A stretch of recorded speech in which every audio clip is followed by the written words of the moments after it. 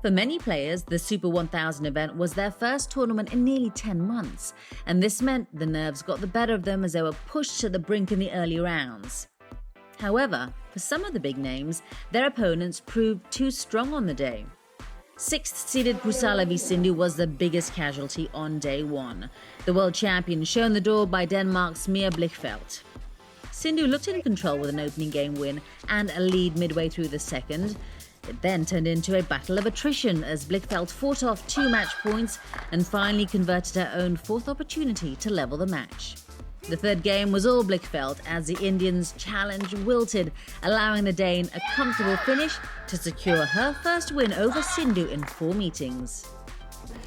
I'm very satisfied and I'm very proud of my mindset because I think I struggled a lot, and Sindhu is a tough player to play against because she is so physical strong. But I think that I managed to hold the speed in my legs today. Well, I prepared well, but then I think it was not my day, and I should have finished it off in the second set, but yeah, I lost. But then in the third set, I was, in the starting, I was like 4-1. I should have gone with that, but then, yeah, unfortunately, I started doing mistakes and I gave her the lead. So by the time I wanted to cover, she was like too much in the lead, and then, yeah. Team India delivered an upset of their own as mixed doubles duo Ashwini Ponnappa and Sanwik Sairaj Ranki-Reddy sent 6th seeds Hafiz Faisal and Gloria Emmanuel Wijaja packing in round 1, 21-11, 27-29, 21-16. The Indonesians struggled with court conditions in what was their first competitive outing since the YONEX All England Open 2020. Kalau dengan kondisi lapangan sih sebenarnya tadi paling angin sama lapangannya juga agak licin. Selebihnya sih kalau dalam permainan sih nggak terlalu mempengaruhi ya. Cuma ya paling tadi sempat beberapa kali kepleset juga karena lapangannya licin. Terus anginnya juga ngebawa shuttlecocknya juga lumayan jauh ya. Itu kalau kondisinya sih. On day 2, Denmark came up short in the men's singles and doubles discipline. First, Kim Astrup and Anders Scout Rasmussen exited the tournament at the hands of Wang Qilin and Li Yang. With the Danish number 1 struggling to keep up with the pace and power of their Chinese Taipei opponents, Wang and Li dispatched them 21-13, 21-18 in 39 minutes. Well, we're not thrilled about our performance here, but we know that we played a good pair. We have had some tough matches against them, and today was no different.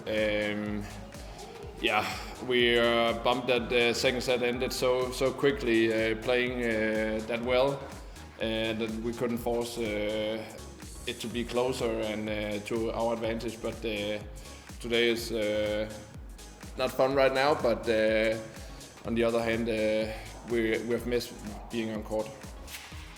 Then, in what was the biggest upset of the round, Liu Darren of Malaysia knocked out third seed Anders Andersen in straight games. The world number 41 produced some sparkling moments on court in his 21-12, 21-18 demolition of the Dane. The result came quite out of the blue for Andersen, champion at the Danish Denmark Open 2020 against a player who was promoted from the reserves list. I got off to a slow start, really slow start today. Yeah, and never really got my game going for me, but Darren played his chance. He played a good match and yeah, gave it 100%. So yeah, he was the better man today. I think I controlled the drift much better compared to him because I think he was recently down with COVID also, so I think his condition is a bit down. Most seeded players stayed the course in round 2, with the doubles discipline being the biggest losers. In mixed doubles, English 7th seeds Marcus Ellis and Lauren Smith crashed out of the hands of Matthias Christensen and Alexandra Bohe in 2 closely fought games 21-18, 21-18. Really disappointed with how we performed, but it felt a little bit like a cat and mouse game where nobody ever really was playing maybe 100%.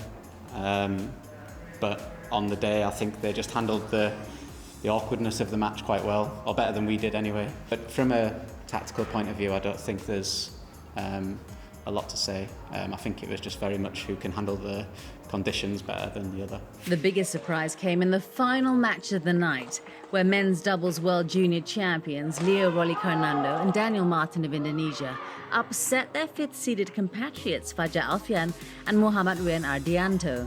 Carnando and Martin announced their arrival on the tour with a 16-21, 21-17, 22-20 victory. Bersyukur ya, puji Tuhan, bangga nggak sia-sia kan latihan disparingin terus kan sama yang senior-senior, jadi di pertandingan ini bisa ngeluarin kemampuan terbaik.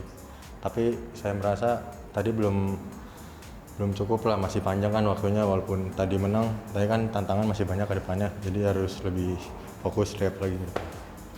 Mereka juga udah tahu kelemahan kita gitu, kelebihan kita, dan udah antisipasi.